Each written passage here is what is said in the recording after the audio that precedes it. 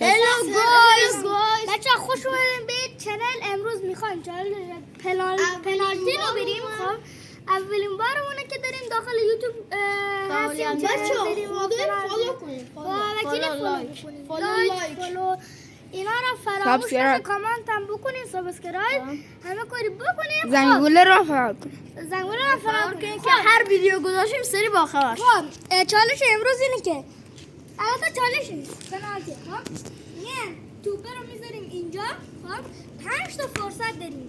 خب داخل 5 تا همینجوری هر که بیشتر زد برد. آره خب دست بیاریم برای دروازه‌بون. یا علی شالیش. خب 5 12 1 2 3 4 5 6 7 8 9 10 11 من در روز وای میسم. این دوتا با رقابت کنم تا 5 با بشوریم. لایک هم فراموش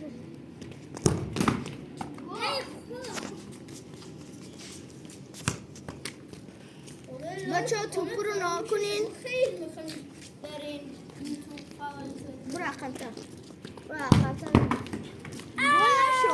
گل نشد. نه. خب الان یکی پس اردلان جلو. گیلیز بین جان سینا.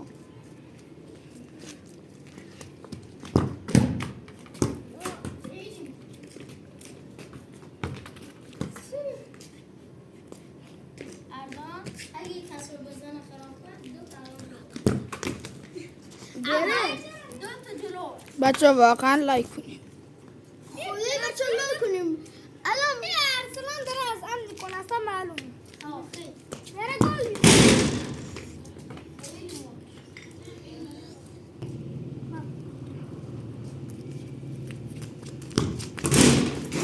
بابا داره الان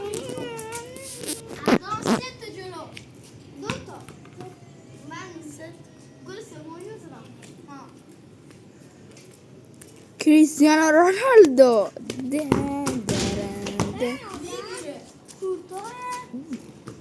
بچه توپ رو اوسط ما خریدیم. کورتوا مناطق سلزده.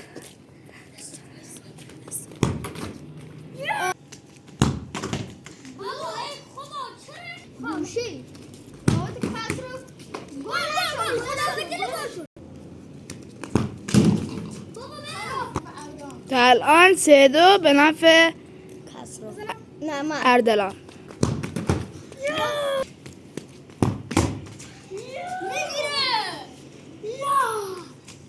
خب استاپش نکنی. لاش یادتون نره. باعث انرژی میشه. کامنت لایک فالو خیلی مهمه. کامنت هم بذارین که چه گیمی بذاریم. مثلا کامنت بذارید تو زمین چمن مصنوعی میتونیم بذارید. حالا ما گفت اولین ویدیو ما اینجا بذاریم و خراب.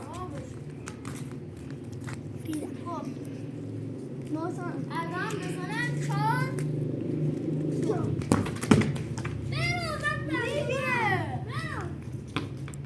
و اردلان میبره. نه خداحافظ بچه.